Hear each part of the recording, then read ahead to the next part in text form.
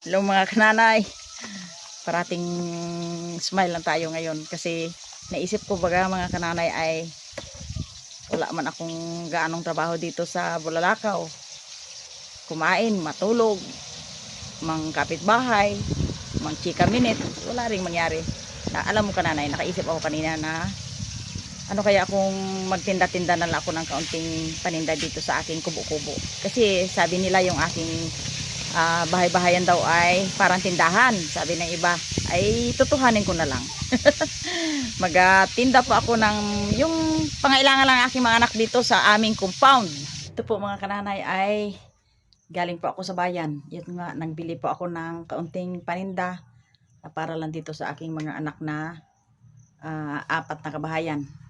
Para hindi na sila mapunta sa medyo malayo kahit gabi po ay pwede dito dahil sa gitna po ako. Yan po yung aking mga binili worth of kulang-kulang 2,000. Yan po, mali, kaunti lang. Ito lang po yung panggamit namin sa pang-araw-araw. Yan.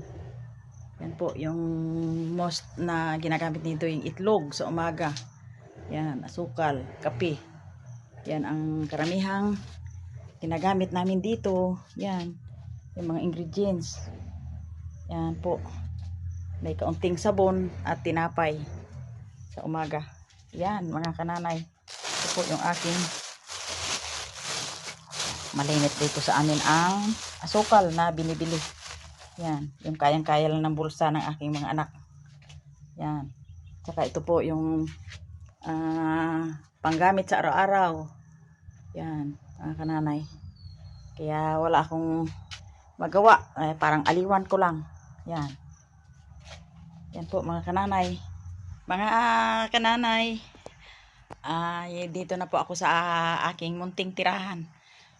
Yan po ang kaayusan ng aking bahay na maliit. Bahay. Yan. Yung sinasabing parang tindahan ay nagtinda na nga ako mga kananay. Yan po. Ang aking fruits. Yung aking mga prutas na ito po ay galing sa aking mga dalawang apo na nagpunta sa Kalapan. May regalo silang prutas sa akin po mga kananay. Yan. Tsaka yung aking munting kwarto. Yan. Parang sa syudad lang kananay na nag-board. Yan mga kananay. Tingnan mo sa aking munting kwarto. Yan. Ito po mga kananay. Yan. Puro pink. Kasi mga kananay, mahilig ako sa pink. Yan. Yan po ang aking munting tulugan. Hi ka Nanay Pink. Hi ka Nanay Pink. Yan. Oh wow. Magandang umaga mga kananay. Ngayon po ay balik ulit tayo sa sa pagluluto ng sa probinsya dito sa padikit ng apoy. Yan. Dito po ako mag-asaing. Yun. Yan. Kahit may gasol po ako mga kananay ay kaunting tipid-tipid ngayon panahon na yon. Kailangan tipid, budget, tipid. Sa kahoy muna tayo dahil dito sa aming lugar ay maraming kahoy. Kaya kahoy muna tayo. Yan.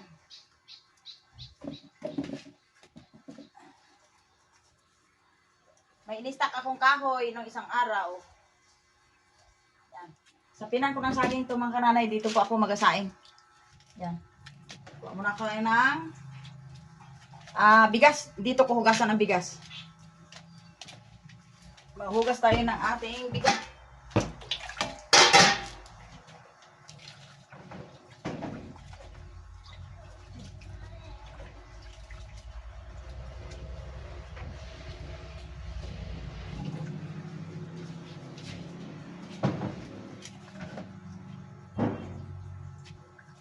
Po mga kananay, lagay ko na po sa kahoy. Lagay natin sa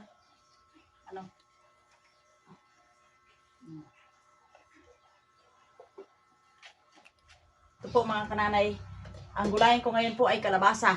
Lagyan ko ng iba't ibang gulay, halo-halong gulay. Tapos gawin ko po mga kananay na bulang lang. Yan.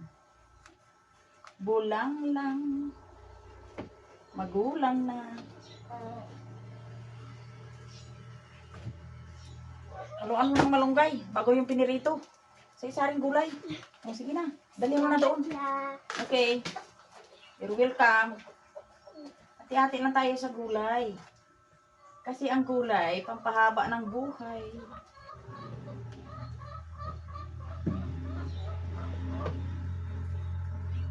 Ating balatan kasi ang balat ay magulang na.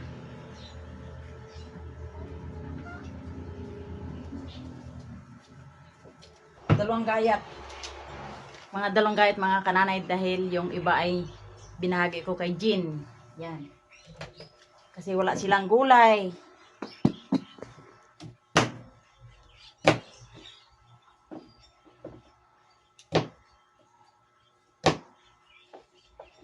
Lagyan ko to yung mga kananay ng sari-saring gulay. Tulad ng yung mga berdeng gulay katulad ng talbos ng kamuti, malunggay. Yan. Paghalo-haloin natin. Para lahat po ay masustansya.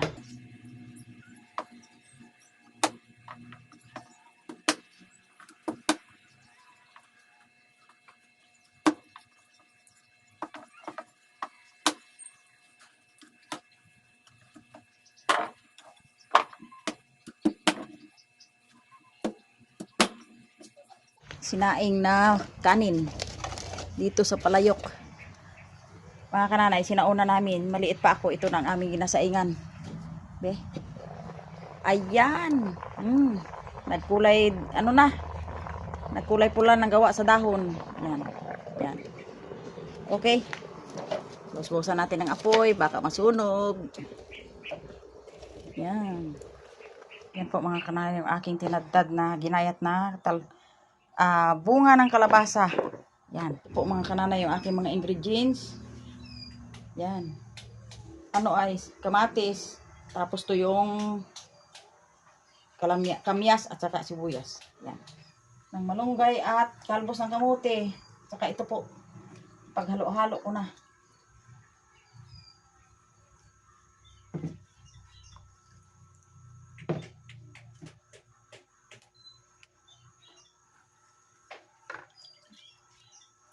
Bisan din lang ako dyan magbulit ng talbos ng kamote eh. Dito nagbili daw si nanay ng regulator. Dito ako tinuro ni nanay. Gabili kamo ako ng regulator. Kasi yung regulator ko ay sira na.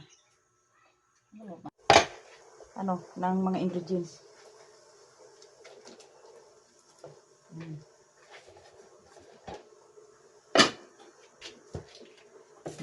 Ito po yung aking hinimay na malunggay, talbos ng kamuti with okra. Halo-halo style.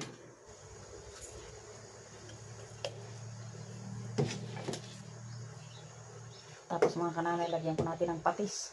Yung sa paksiw na isda. Yan. Patis. Yan. Patis. Lagyan natin ang talbos ng kamuti at malunggay at okra. Yan.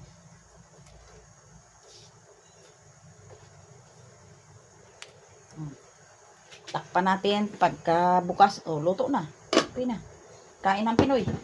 Next po mga kananay ay magagata po ako ng kamuting kahoy or balinghoy. Yan. Itambal po sa aking bulanglang. Ayan po mga kananay. Nabisita dito yung aking palawang anak na lalaki, si Brother Emir. Ngayon po tinulungan ako na magluto ng mga pangtanghalian namin. Siya po ang Nagkakayod lang ako. kayod ng niyog. Kasi yung aming nagluto kami ng panghinagas. Ito mga kananay oh. Yan, yung balinghoy. Yan. Yung aming gulay na sari-saring gulay ay luto na. Ayan, may 2 tidok. Ayan po mga kananay ay naglaga po ako ng balinghoy at may gata na po. Lagyan ko po ng asukal. Estimated na po ang paglagay ko ng asukal.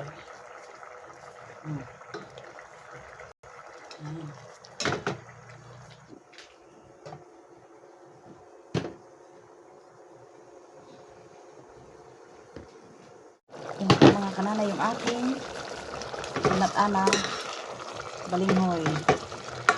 Yan. Suwasan natin ang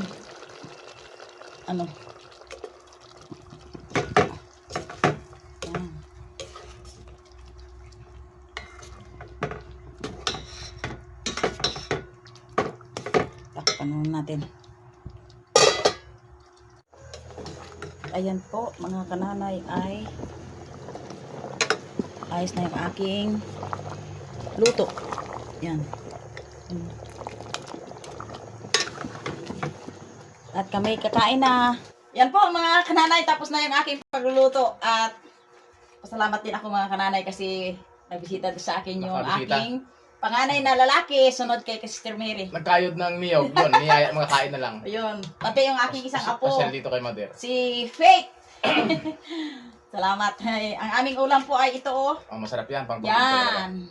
Yan ang aming ulam. Bulang lang na sari-saring gulay at saka ginataan na na balinghoy. Ayan, kakain na po kami. Okay. At ang maganda nito, ang magpasalamat po yung aking bunso. Yan, ikaw mag-pray. Okay. sige. Galing. Lord, maraming salamat po sa pagkain sa talinuan. Amen. Amen. Wow, Galing. talagang galing. Sige. Ay, pwede nang panalangin ah. Pwede nang panalangin. Si Faith pa. Talino yan si Faith eh. Ito. Bigyan kita ng kaunting kanin lang ha. Yung kayang-kaya lang ha. Shout out dyan sa mga kananay dyan. Sa Juan. Sister Jean. Oh, ito. Yan. O, kuha ka lang ng anong gusto mo. May serving spoon. Yan.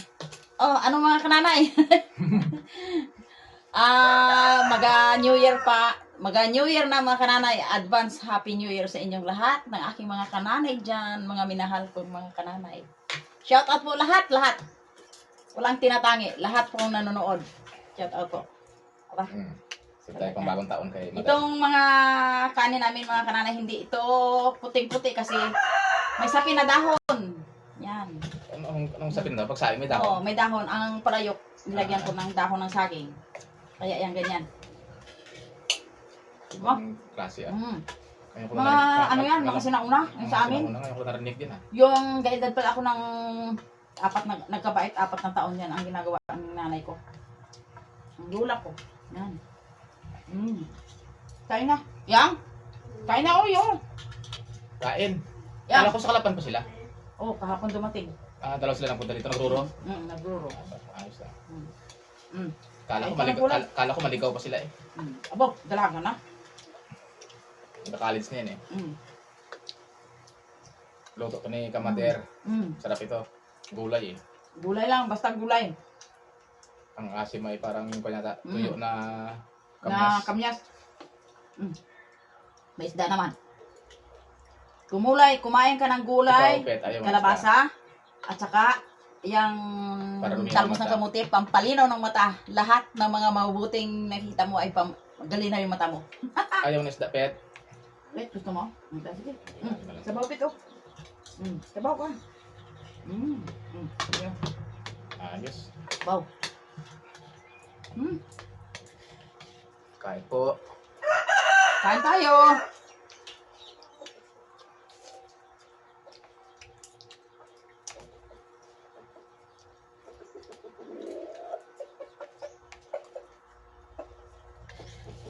Saan si mama mo? Kain. Sabi lang kung dagdag ang pana. At saka ito gusto mo. Ano mamaya. Ano, sabaw. Abo ko ng dami ni Rich ng Robin. Ano ko na? Pero, mo yung sinabuhan ni Juan. Ang bet. Saan dagaladan? May tumalit agabi. Ano kasi bintahan niya ta? Hindi pa kasi wali eh.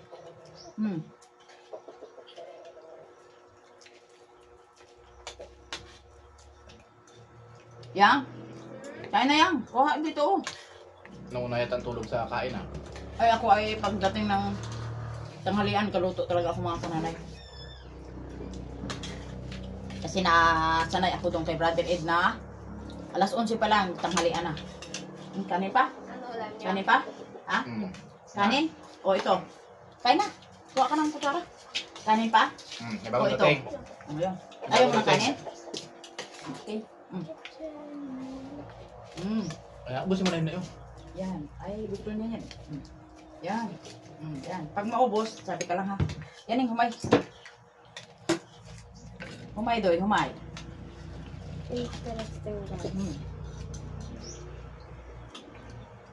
May ano yan dyan? May... Kamusta ang life sa Kalapan? Saya. Saya? Yeah.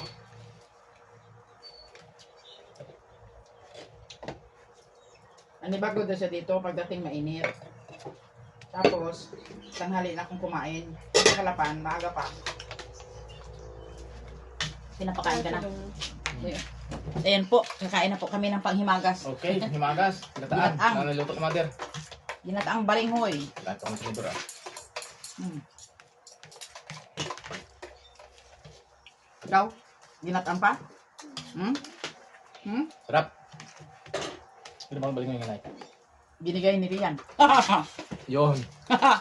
Nagtawag na. May pag-asa tayo? Bakit? Oh, No. Bakit? ay, wala dito si kuya mo. Ay, hindi ko alam kung saan si kuya mo. Pagdalaga na yun. May, dan. Dan, oh. Kung gusto mo pa, oh. Dito muna magtatapos yung aming pagkain. Next na naman. Panghimagas. Yan po mga kananay ang aking sitwasyon dito sa Bulalakaw.